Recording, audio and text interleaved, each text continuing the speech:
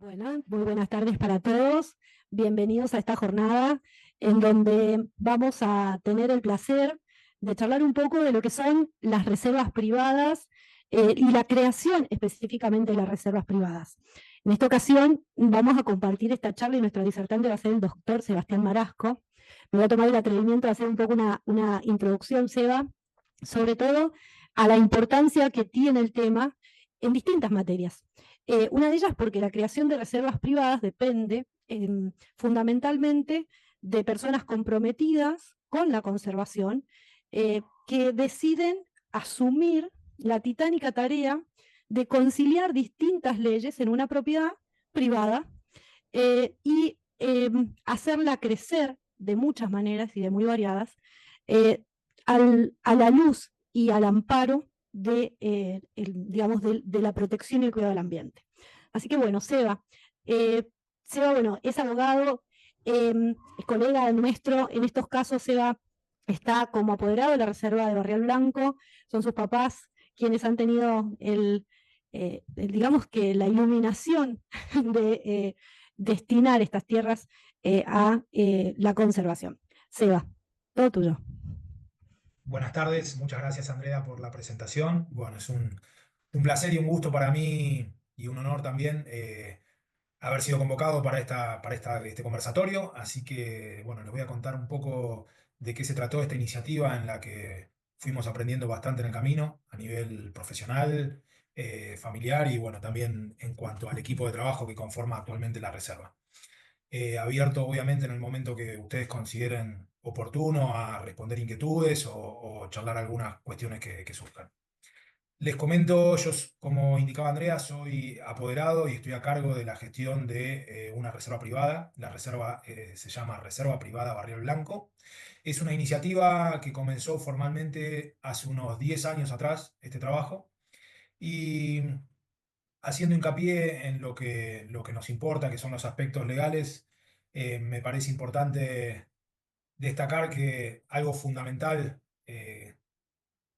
para arrancar en cualquier proceso de constitución de una reserva son dos caras: conocer lo que son los valores de conservación, ¿sí? Ya sea flora, fauna, aspectos culturales, arqueológicos, geológicos, que pueden llegar a componer los atractivos y los motivos para que un área sea considerada importante para la conservación. Y después hay otra área fundamental que es, bueno, como abogados y profesionales del derecho, conocer cuáles son las legislaciones específicamente dedicadas y dirigidas y creadas para custodiar, resguardar estos valores que nosotros también buscamos conservar desde la propiedad privada.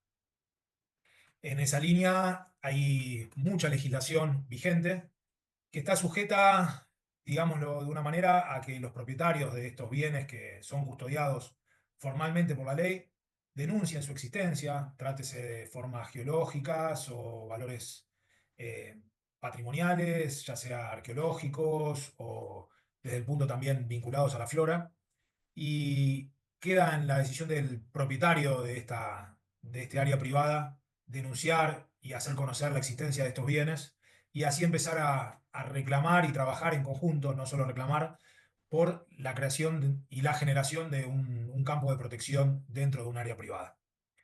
Eh, Esto obviamente implica tomar la decisión de antemano de que destinar un espacio de propiedad privada como tal a lo que es conservación va a implicar una limitación y un cercenamiento a lo que son los derechos propios de cualquier propietario, ¿sí? Esto por razones de conservación conocidas y que fueron las motivadoras y el espíritu de la ley.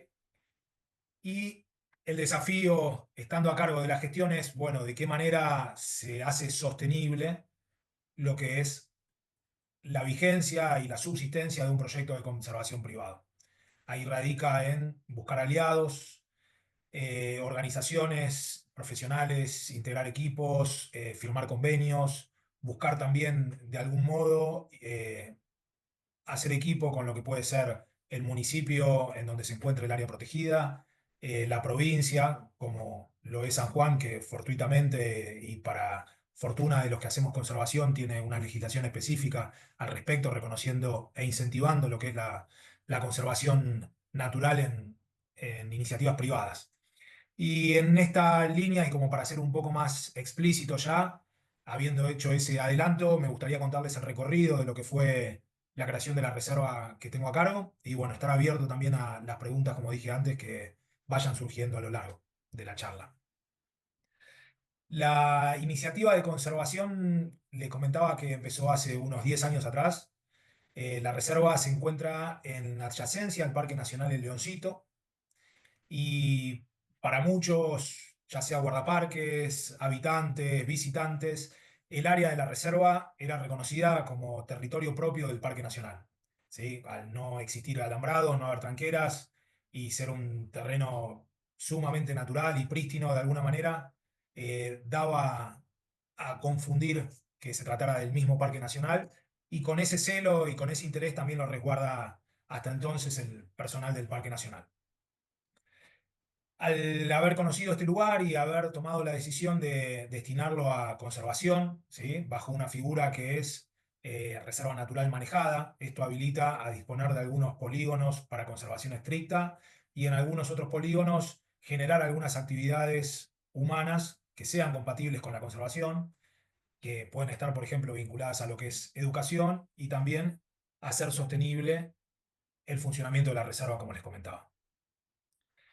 El primer desafío que tuvimos nosotros fue, yo soy de la provincia, nacido en la provincia de Buenos Aires, amo San Juan, considero el Leoncito mi lugar en el mundo, y el primer desafío fue conocer esta zona. ¿Sí? El pálpito es que la naturaleza y los valores a conservar eran indiscutibles, pero era necesario dotarlo de certeza y conocimiento profesional. Tuve la fortuna, como apoderado de la reserva, de poder contar con mucha información disponible online vinculada a lo que eran los valores de conservación que conforman la reserva, y esto por la particularidad de que se encuentra en la adyacencia al Leoncito y se comparten muchos valores de conservación. Con esto se decidió hacer una propuesta para generar un área natural protegida para la provincia de San Juan. Acá el desafío fue por ahí a la inversa de lo que conozco en la mayoría de los casos. Nosotros nos dirigimos primeramente a buscar aliarnos con la provincia y después, mientras este trámite seguía su tiempo normal de tramitación, en donde fuimos visitados por personal de ambiente y bueno, se evaluaron un montón de aspectos del área protegida, buscamos generar alianzas con otras organizaciones y ya les contaré sobre eso. Bueno, en el año 2021, ¿sí? Se firma un convenio con la Secretaría de Ambiente de San Juan y esta reserva privada pasa a integrar lo que es el sistema de áreas protegidas de la provincia de San Juan. Esto con motivo de la ley 606L, que como les indicaba en un principio, uno de sus artículos, si no mal no recuerdo, el 21 o el 22, alude particularmente a esto, a incentivar a los privados a generar conservación natural y cultural. Y obviamente pone a cargo de la provincia también brindar herramientas para su fiscalización, examen y cuidado. Con este área natural protegida y con esta reserva privada incipiente, se buscó el camino de empezar a armar equipos con organizaciones de conservación afines. En nuestro caso fue, por ejemplo, con Aves Argentinas, una reconocida y de las más antiguas organizaciones de conservación que existen en Argentina. También hicimos equipo con la Fundación Azara. La mayoría de estas organizaciones tienen programas en donde también fomentan lo que es la existencia de reservas privadas. Y así fue que nos incorporamos a los programas de ambas organizaciones y en paralelo también con este ánimo de buscar cada vez más aliados para consolidar lo que era la conservación de este área que, como toda área natural, puede tener más o menos importantes, pero siempre hay amenazas presentes.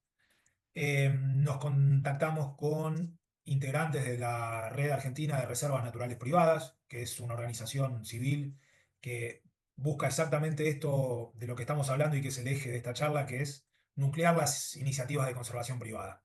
Esto ya es a nivel nacional y obviamente integrar esta red facilita conocer las experiencias de otros que pisaron las mismas piedras mucho tiempo antes y entonces evita realmente hace mucho más llano el camino. ¿Sí? Se aprende de los errores de otros, se comparten los errores propios, que por ahí para quienes incluso tienen más experiencia son nuevos, y facilitan y generan espacios de encuentro, conocimiento y capacitaciones permanentes. Intercambios. Realmente es algo muy interesante. Los invito a que, si quieren conocer sobre eso, lo busquen en el sitio de la red de reservas, que es muy interesante. Andrea, ¿querías decir algo? ¿Me pareció? Bueno, yo les voy a hacer un aporte.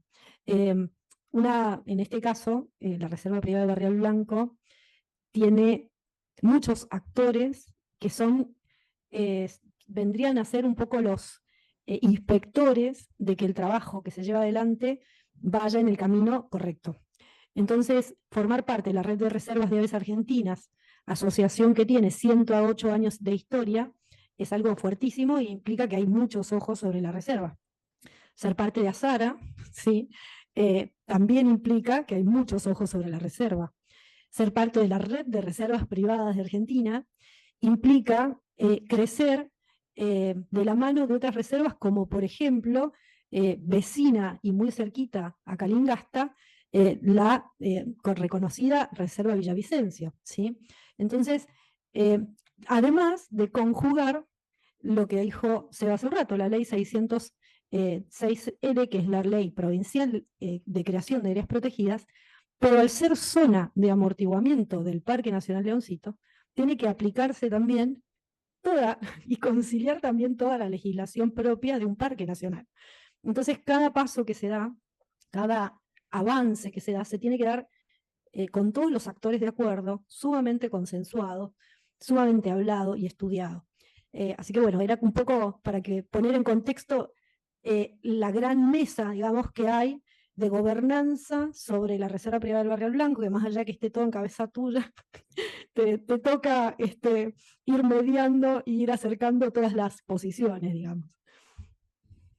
Es un honor y porque bueno, o sea, lo integran realmente profesionales con mucha experiencia y como lo destacabas recién, es un compromiso, es parte de la estrategia que asumimos en la gestión de la reserva, también porque bueno, además de que es mucho más lindo y gratificante trabajar en equipo y bueno, generar vínculos, parte de esto también se refiere a lo que son las actividades que nuclea la educación ambiental, que es una clave también de lo que es una propuesta de conservación.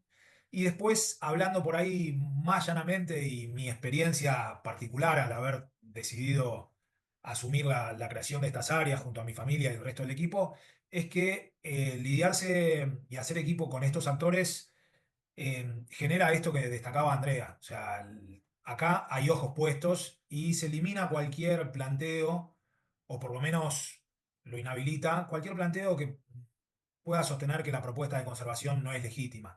¿Sí? Muchas veces las propuestas de conservación son atacadas, bueno, buscan un beneficio fiscal o buscan alguna otra cosa, o buscan alguna otra cosa.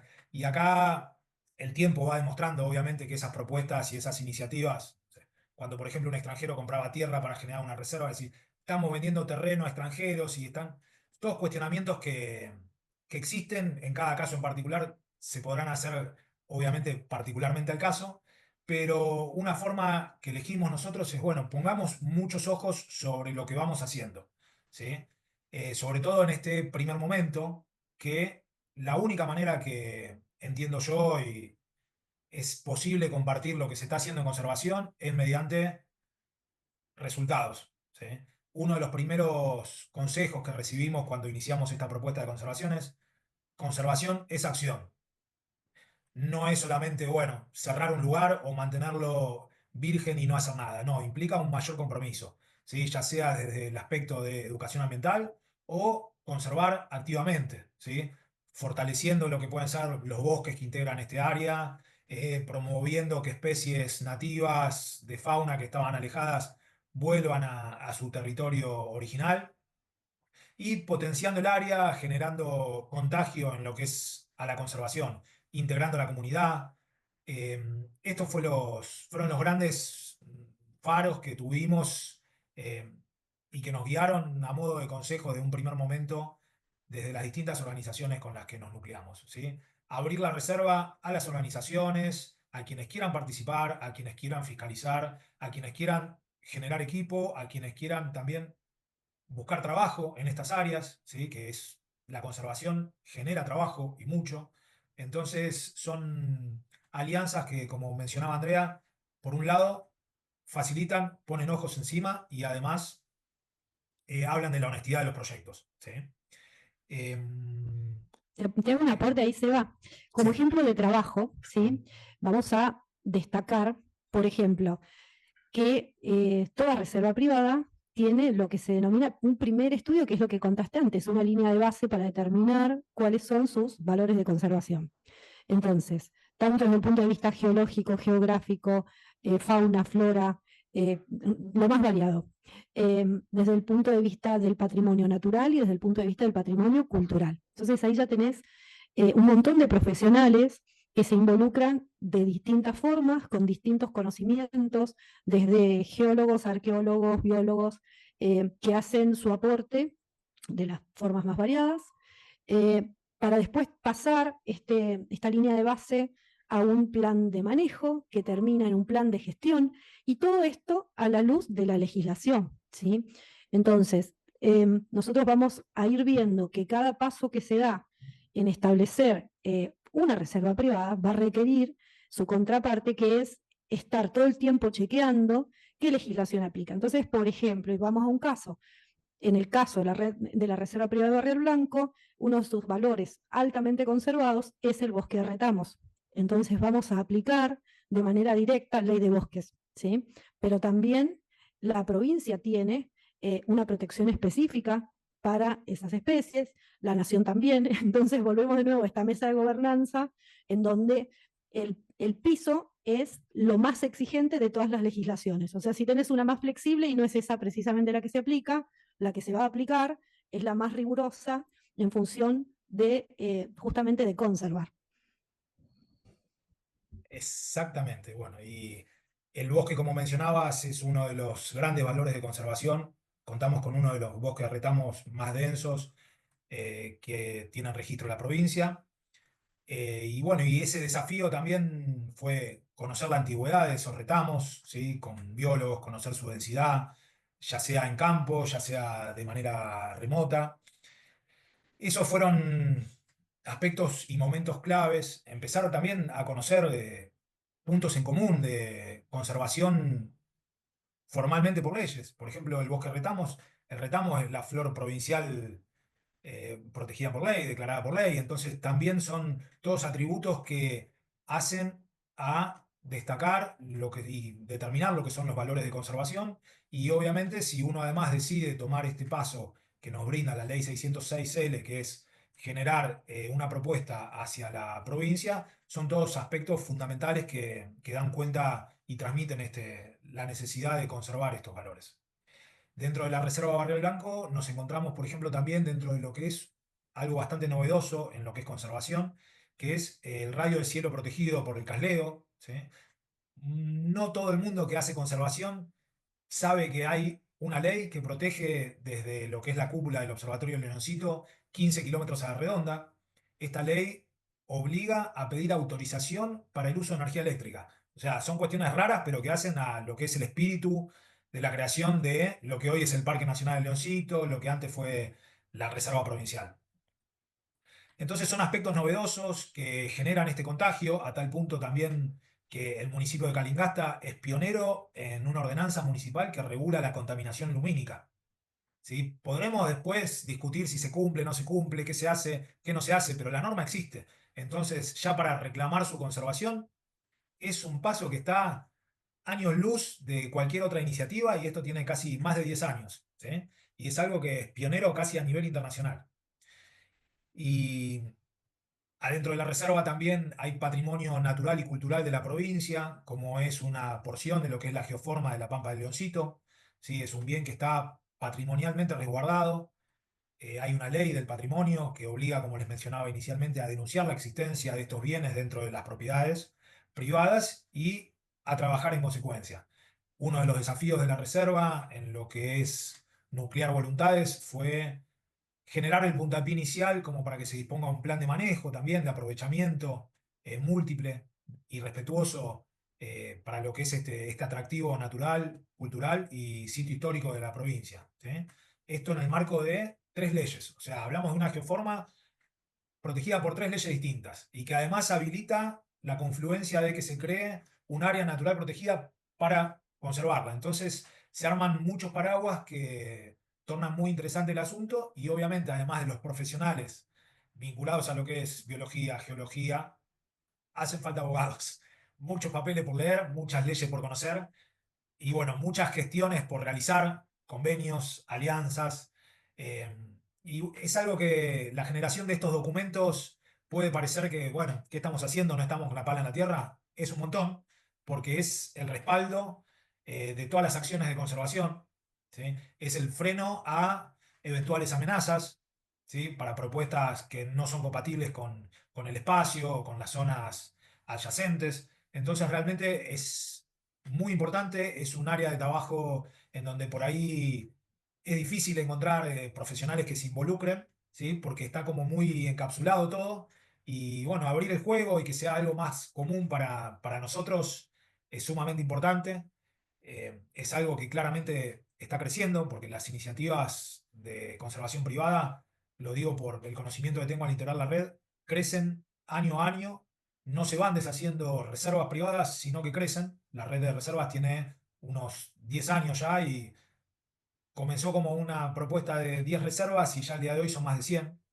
Para la conservación privada, a diferencia por ahí de las exigencias provinciales que tenemos en San Juan, más allá de que no hay un requisito de un límite, pero sí por ahí son más exigentes en lo que es valores de conservación, para la creación de un área de conservación privada no es necesario un límite, ¿sí? Es la responsabilidad de uno saber cuál es el valor de conservación, conocerlo y actuar en consecuencia, ¿sí? Promoviendo su defensa, incluso se pueden nuclear voluntades con vecinos adyacentes. Es algo muy interesante como para asumir la acción en conservación y no solamente Por integrando ahí organismos. voy a hacer algún aporte también en ese punto. Una de las preguntas habituales que se plantean cuando se habla de reserva privada es de qué tamaño tiene que ser la reserva y en dónde puede estar ubicada. Y realmente, si nosotros pensamos en nuestra fauna nativa y en que no vive en un metro cuadrado, sino que circula, se traslada, todo ambiente que se pueda destinar a conservación y a plantar nativas, es un buen lugar, ya sea para que tengamos avifauna o para que tengamos mamíferos o para que tengamos algo que por ahí muchos no le prestan mucha atención, pero tenemos una variedad impresionante de insectos y cuando recorremos Calingasta son una parte importante porque son el sostén de toda la demás fauna nativa. Entonces, con respecto al tamaño, siempre va a haber personas para asesorarlos, tanto en la red de reservas como en lo que es Aves Argentinas, Azara, en la ubicación hay fuentes específicas para saber qué tan representado está ese ambiente dentro de las reservas, pero nosotros podemos ver a las reservas como un gran mosaico. Entonces, este mosaico, mientras más cerquita esté las piezas, permite que haya mayor intercambio de fauna entre uno y otro, por ende, mayor diversidad. Entonces, para los que están escuchando y la pregunta sea, ¿el tamaño? No se preocupen. Tienen un espacio en donde puedan plantar nativas, no será un área protegida, pero es bienvenida. Y si es más grande, bueno, se puede empezar a trabajar. Y ahí te hago un aporte más que tenía que ver con esto de la cantidad de leyes que se manejan en materia de conservación y tiene que ver con que una de las actividades que va de la mano de la conservación es el ecoturismo. Y ya ahí entra otra ley a, a dar vueltas, que son todas las leyes específicamente de turismo. Y el ecoturismo es, digamos, la faceta más nueva del turismo. Entonces, si querés contarnos un poco. Bueno, les cuento la decisión que tomamos para hacer sostenible la reserva.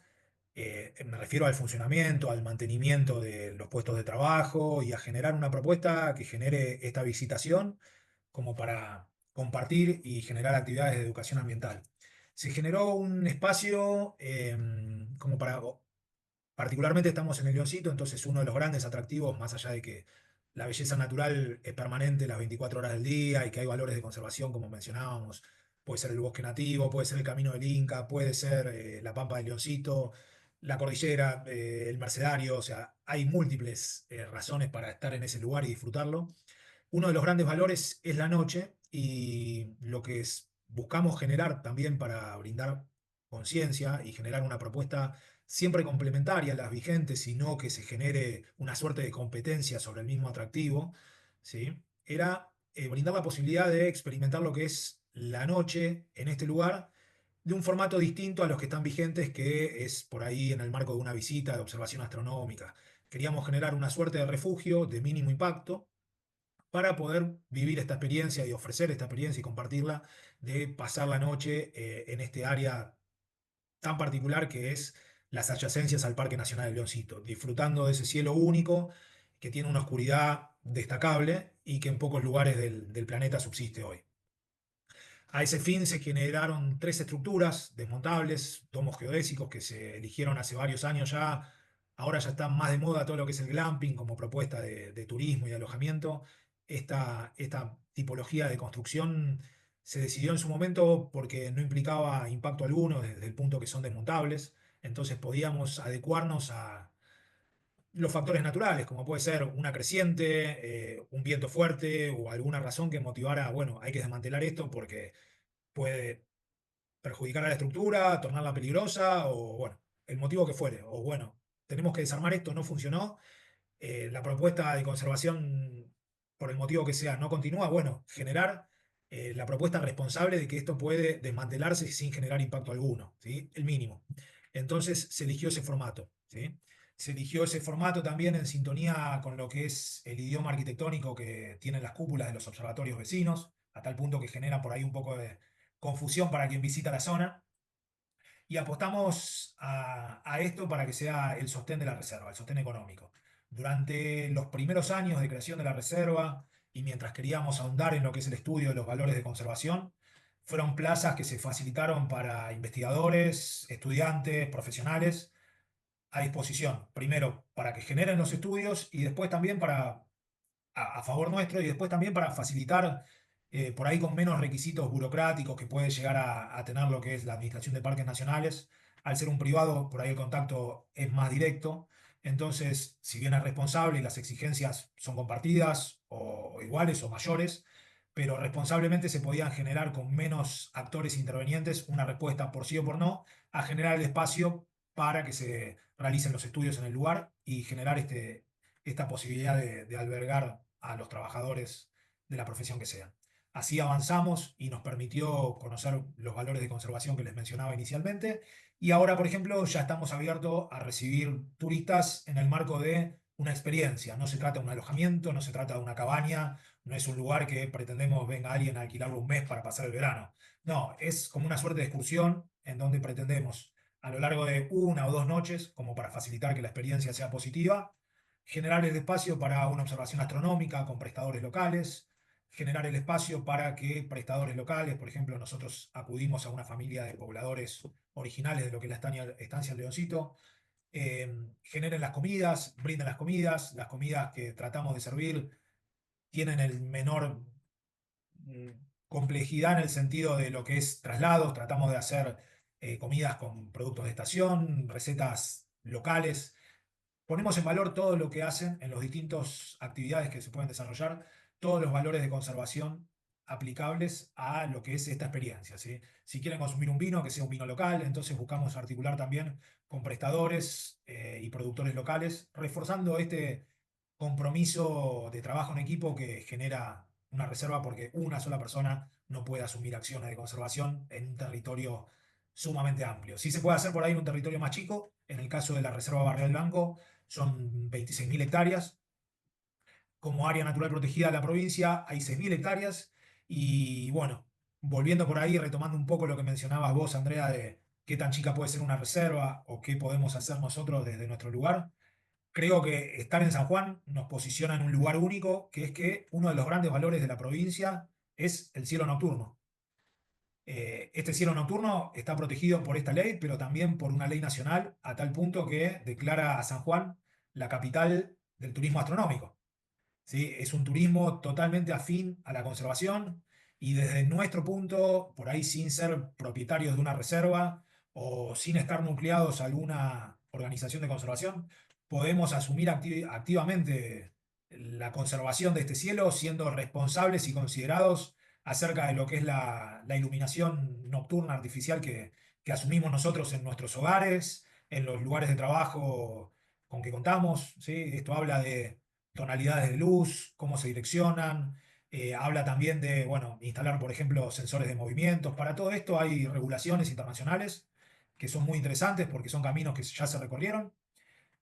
Por ahí no están tan dirigidas a lo que es la conservación del cielo. La conservación del cielo como un valor y atractivo turístico es algo dentro de todo novedoso, pero sí es una materia que empezó a ser analizada y estudiada en el marco de crisis energética, en el marco de la escasez de los recursos. ¿Sí? Entonces son todos aspectos que aprovechamos y tomamos para nosotros en sintonía con estas nuevas propuestas que hablan de, bueno, el cielo nocturno como algo muy escaso, cada vez más, y el turismo astronómico como una fuente de trabajo y una propuesta de este novedoso ecoturismo. Bueno, ahí les voy a hacer un aporte más. Cada una de las áreas protegidas nacionales que tiene nuestro país tiene valores de conservación o distintos valores de conservación. Algunos en común con otras áreas, pero otros son los más relevantes. En el caso de Leoncito, el valor fundamental que se puso en relieve es el cielo nocturno. Entonces, destacar como valor de conservación la calidad de cielo no es algo tan común, ¿sí?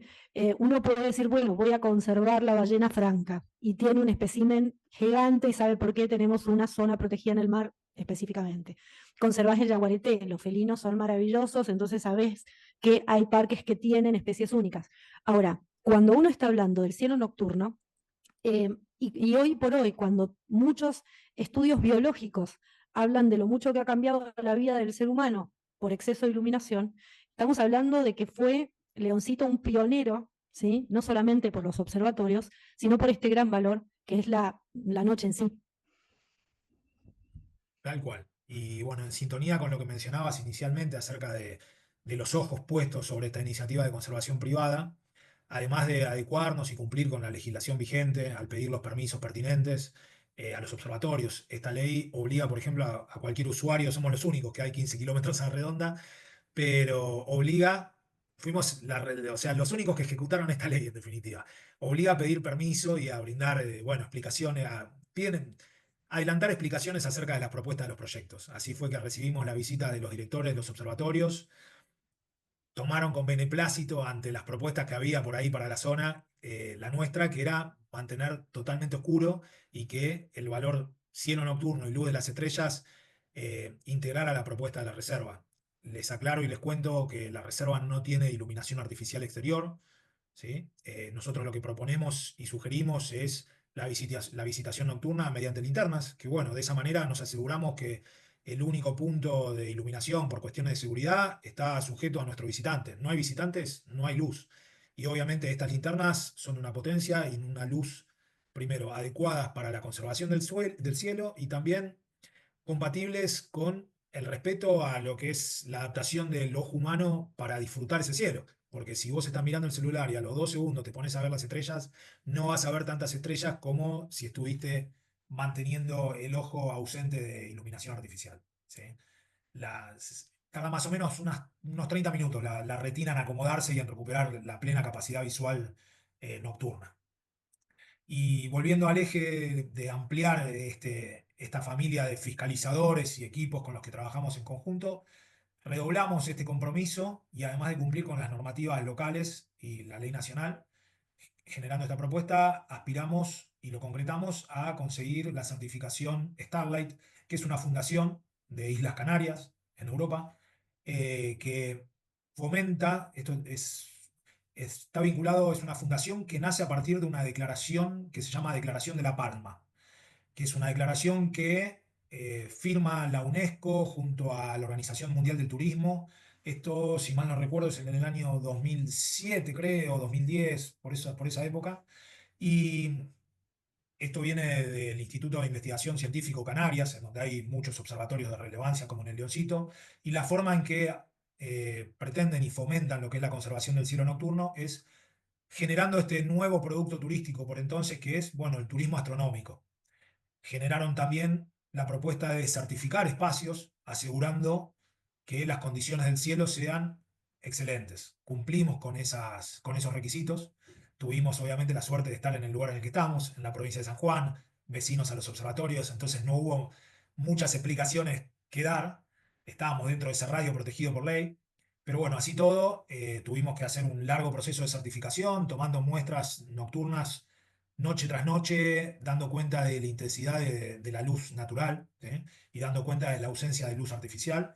Y generar, por ejemplo, también, como hablabas y mencionabas, Andrea, un plan de manejo de iluminación artificial. Bueno, ¿en qué momentos, en qué situación excepcional podés llegar a utilizar un reflector afuera? Bueno, exclusivamente en un caso de que se haya accidentado una persona y necesita atención médica, sino todas las otras actividades se van a desarrollar con la luz de una linterna de estas características, no va a haber iluminación, los carteles van a ser reflectantes de modo tal que si la visita se hace durante la noche como se pretende, los carteles sean autónomos y no tengan necesidad de contar con luces. Matías estaba levantando la mano. Matías, ¿querés hacer alguna pregunta? ¿Quieres abrir el micrófono?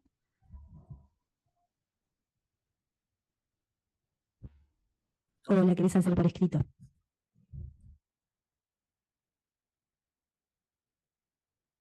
Bueno, introdujo un tema más. Nosotros en el marco de Leoncito, en realidad San Juan, desde el punto de vista arqueológico, creo que es una maravilla. Uno tiene la posibilidad, arqueológico y geológico, ¿no?, de caminar por los suelos de San Juan y tocar la historia. Entonces, desde la geología uno puede hacer interpretación del patrimonio porque es algo maravilloso. Y desde el punto de vista arqueológico tenemos, a ver, yo creo que los sectores más bonitos, chau, las otras provincias, mentira, tenemos sectores maravillosos también. San Juan está atravesada por el Camino del Inca, ¿sí? En donde hay lugares y sectores que están dentro de este recorrido, que es el Capacñán, que viene desde Perú y ya termina en Mendoza. En la zona de Leoncito está certificado que hay ese recorrido. Entonces la reserva, en este plan de educación que ya ha terminado y que va a empezar a ejecutar, lo articula entre la reserva y no queda aislada en la reserva, sino que ha hecho todo un plan de educación integrado con Leoncito, ¿no es cierto? Así es. Como mencionábamos antes, en lo que era la propuesta turística, también en lo educativo, se busca la complementariedad, ¿sí? No pisarnos sobre áreas, no pisarnos sobre contenidos, sino generar una oferta mayor para lo que sea la visitación, ya sea en modo educativa o simplemente turística, para la protección. Y bueno, como comentabas, es otro de los grandes valores con que se cuenta, ¿sí? Es un camino histórico para la provincia, un camino prehistórico, y es algo que por ahí evidencia también el replantearse algunas cuestiones que hoy por hoy las normas legales, bueno, obviamente tienen que ser acotadas, definidas, pero en lo que hace a conservación y cuando no hay voluntades compartidas, genera un poco de ruido que es, bueno, el territorio, ¿sí? Hasta dónde se entiende el ambiente, ¿sí? Hasta dónde se extiende la iniciativa de conservación, ¿sí? O sea, se puede conservar hasta aquí y a partir de ese punto para allá que pase cualquier cosa y podemos asegurar que la iniciativa de conservación va a ser igualmente exitosa, igualmente legítima, que va a tener la misma subsistencia. Y bueno, son preguntas que hay que empezar a hacerse en lo particular y la experiencia me indica. Nosotros funcionamos como zona de amortiguamiento del Parque Leoncito y eso te da la pauta de que, bueno, es necesario la confluencia de iniciativas de conservación para asegurar por lo menos lo que es el contenido de un área protegida, de una jerarquía como lo es un parque nacional. Matías, no sé si quieres hacer una Matías, pregunta. no sé si querés abrir el micrófono y hacer la pregunta, si no tenemos Sí, una pregunta acá en la sala. sí, ¿se me escucha? Sí, Perfecto. perfecto. ¿Qué tal? Buenas tardes, muchas gracias por la posibilidad de participar. Bueno, no estaba dando con el micrófono. Tengo una pregunta tendiente a cuál es la posibilidad concreta de atravesar el proceso de fiscalización en un territorio que, bueno, súper nutrido en cuanto a patrimonio, en el que, bueno, somos varios participantes, pero la pregunta principalmente en cuanto a esto de reserva privada. ¿Cuál es el título de propiedad que avala que es una reserva privada? Nosotros estamos en tratativas de obtener la propiedad del territorio, más no sé cuál ¿cuál sería el título pertinente para que un grupo de personas que tienen un territorio pueda acceder a atravesar un proceso de fiscalización? Y también preguntar en cuanto a la posibilidad de establecer un área de exclusión o de sacrificio dentro de la reserva para viviendas propiamente de las personas que participan del proyecto. Concretamente esa es la pregunta. Seba. Bueno, mirá, te cuento nuestra experiencia. El caso de la Reserva Barril Blancos es una propiedad familiar, son titulares de las tierras que se dispusieron a afectar a conservación. Y bueno, los convenios y compromisos asumidos siempre en el marco, bueno, también es una familia de abogados, pero bueno, las exigencias por parte de las organizaciones con quienes nos contactamos eh, siempre vienen en el sentido de identificar la tierra no solamente por coordenadas, sino acorde a lo que son, bueno, partidas o numeraciones catastrales. Entonces, volvemos a lo tradicional. Por lo menos hablamos de, en este caso, de propiedades privadas eh, georreferenciadas o dentro del sistema catastral de la provincia establecidas y destinadas en un 100% a lo que es la iniciativa de conservación. Al tratarse de varios lotes y estos distintos lotes tienen distintos valores de conservación, se definieron por ahí no áreas de sacrificio como mencionás, sino distintos niveles de conservación. ¿Sí? Hay áreas de conservación estricta, como por ejemplo es toda la superficie vinculada a lo que es la Pampa del Leoncito, y esto, además de que es una decisión propia de quienes integran el equipo de la reserva, no es algo voluntario o una decisión de la reserva propia, sino que está establecido en normas legales provinciales. ¿Sí? Ya se parte de ahí, es propiedad privada, pero hay una base legal que determina el patrimonio de ese lugar, ¿sí? El cuidado patrimonial de ese lugar. Y después hay otro área que es donde en el caso de la reserva se ejecutó todo lo que es esta propuesta de alojamiento para hacerlo sostenible, que se dedicó, no se planteó como área de sacrificio, sino que es la mínima infraestructura necesaria como para poder trabajar en este lugar. Nosotros conservamos 26.000 hectáreas y el área de refugio generada son 150 metros cuadrados. O sea, es ínfima la porción de refugio en comparación con lo que es el área de conservación. Obviamente también este área se generó, por ejemplo, los caminos no se abrieron, fueron claros que estaban y que eran preexistentes en la vegetación que caracteriza el monte que integra la reserva. Los sitios donde se ubicaron estos refugios, que son 3, se hicieron en claros, donde no había vegetación, aseguramos que no corría agua, como para tampoco generar una infraestructura que el día de mañana no pueda ser aprovechada. Entonces fue mucho tiempo de análisis, mucho tiempo de estudio, porque no había, por fuera de lo que es la estancia del Leoncito, que bueno, es histórica y antiquísima, no había en este espacio de monte abierto, con fuertes vientos, con alta radiación solar, sin resguardo de especies arbóreas altas. Tenemos un monte de retamos que no supera los 2 metros, y si no supera los 2 metros sin intervención humana, por algo es. La radiación solar es mucha, el estrés hídrico es muchísimo y bueno, los vientos son muy fuertes. Entonces, eso fue lo que hicimos nosotros. Y después, contestándote ya la otra parte vinculada a exigencias por parte de otros organismos, cada uno tiene los suyos, no hay requisitos en cuanto a en qué condiciones tenés que ostentar la tierra. Entiendo que puede ser bajo distintas categorías legales, y eso lo evalúa más que nada cada organización al tiempo de generar una alianza o un compromiso con los propietarios o quienes gestionan una reserva privada. Ahí voy a hacerles un aporte, ¿sí? Nosotros Gracias. cuando vemos un territorio, cuando vemos un ambiente, lo que se evalúa estamos hablando de valores de conservación. Los valores de conservación, para simplificar, pueden establecerse en altos, medios o bajos, ¿sí? Generalmente las zonas en donde ha habido más, digamos, permanencia humana, que se llama que están antropizados, o que ha habido viviendas, que ha habido a lo mejor corrales, que han habido plantaciones, se pueden considerar, depende la zona en donde esté la reserva, tal vez de baja o de media como valor de conservación. Entonces, en esas zonas en donde ha habido más impacto humano, se puede sostener y generarse ahí si vamos a hablar, por ejemplo, de ecoturismo, el centro de interpretación, el centro de vivienda de las personas que van a desarrollar este proyecto, y luego hacia afuera de ese centro ir cada vez acentuando, digamos, la exigencia, se podría decir de alguna forma, de que haya menos impacto humano, ¿sí? Entonces, uno, por ejemplo, puede tener las viviendas en X punto del lugar y vas a tratar de que el sendero que se desarrolle entre vivienda y viviendas tenga el menor impacto posible, vas a generar a lo mejor senderos de interpretación utilizando tal vez senderos que ya han utilizado los animales antes, y todo eso se va a valorar, ¿sí? Cuando uno hace este plan, esta línea de base, evalúas absolutamente todo lo que hay dentro de cada una de las propiedades. En el caso de Leoncito, bueno, Seba ya se ha explayado en todos los valores que hay, pero en cada una de las propiedades existe esa posibilidad de que haya gente viviendo.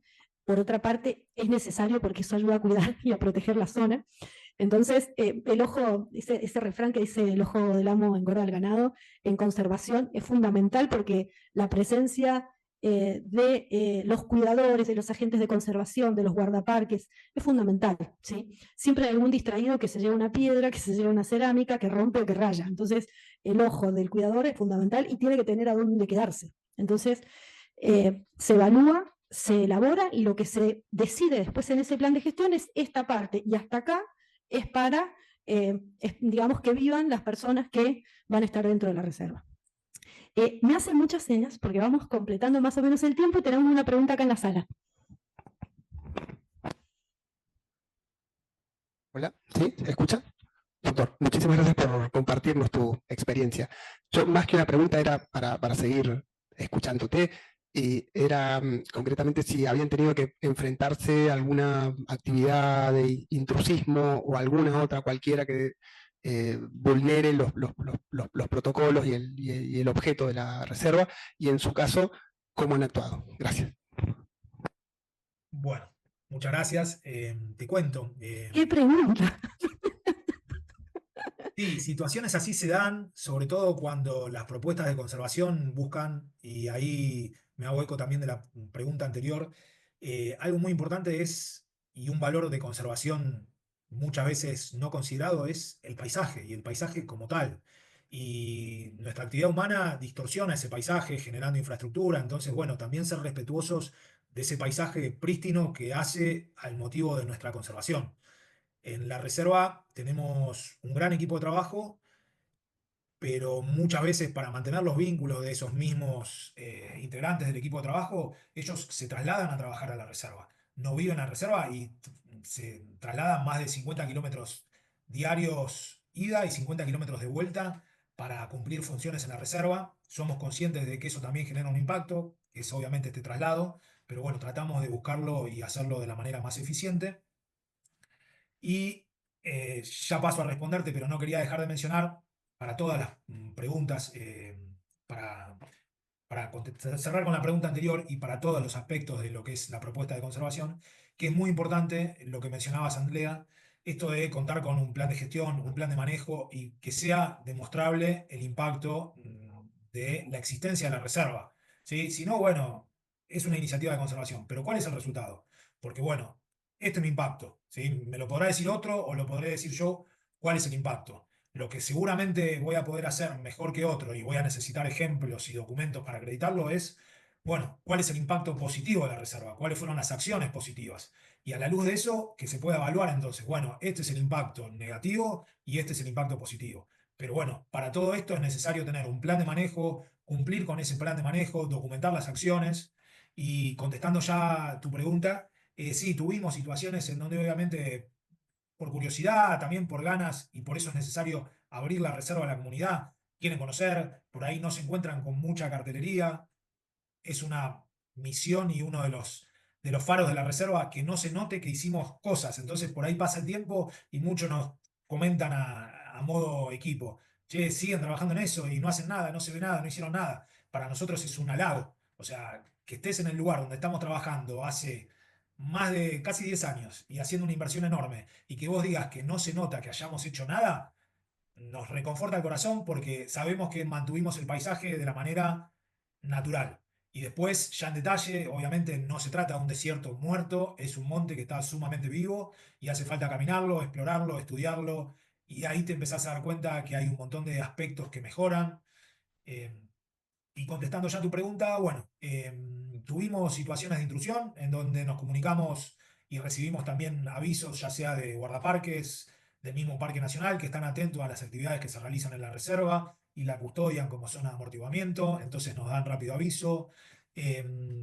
Las veces que lo advertimos nosotros, nos contactamos o con Gendarmería o con la policía local y tuvimos buena recepción y una inmediata respuesta, a pesar de que por ahí la policía está un poco más distante, pero también estamos muy estratégicamente ubicados porque tenemos un puesto de control vial de gendarmería con una guardia permanente muy cercano y bueno, estamos en un lugar en donde seguramente muchos de ustedes conocen, es un monte muy abierto y quien está en el lugar, viviendo en el lugar, quien nació en ese lugar y quien se crió entre esas formaciones, la huella y la persona la distingue enseguida, el reflejo del auto, el reflejo de una moto, y bueno, ni hablar de las luces, ¿no? Los ruidos, también es un lugar que es sumamente silencioso. La propuesta, por ejemplo, del alojamiento, les comento que se llama Domos del Silencio, también para, de alguna manera, que no quede ninguna duda que el silencio es otro aspecto a conservar de este lugar tan prístino.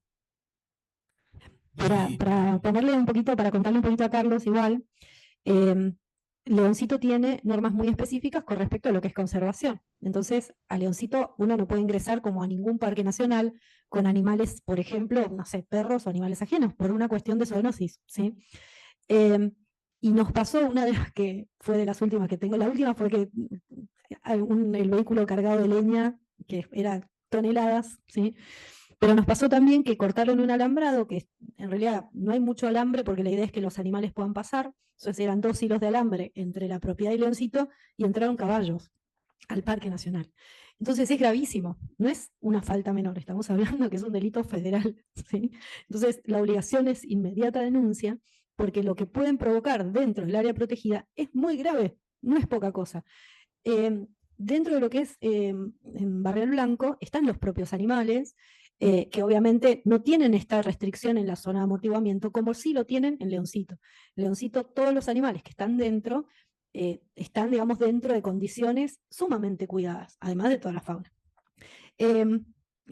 Me piden que redondeemos. Primero voy a saludar a Alfredo Morales, que deja un saludo por ahí en el mensaje, y a Matías. Tendríamos que ver específicamente qué valores de conservación hay en la zona para ver quién puede fiscalizar. Por ejemplo, Barrial Blanco, como tiene todo el bosque de retamo, uno de los fiscalizadores es la misma Secretaría de Ambiente de la provincia a través de la Dirección de Bosques, que viene haciendo un muy buen trabajo recorriendo todos los bosques nativos de San Juan y además ha detectado algunos bosques con zonas o algunos bosques que se pensaban desaparecidos, entonces un laburo muy interesante están haciendo. Saludo también al director porque están mucho en el territorio todos los chicos de bosques y sería una buena manera de empezar si hay, por ejemplo, bosques nativos en la zona a conservar. Seba, te agradezco un montón, le agradezco a los que se han conectado y le agradezco a todos los que están presentes. Esto da para más, así que seguramente te vamos a convocar para una nueva charla. es un placer, muchas gracias por el espacio, por la posibilidad de compartir y a disposición y bueno, sumamente agradecido con ustedes, un placer. Hasta luego, gracias.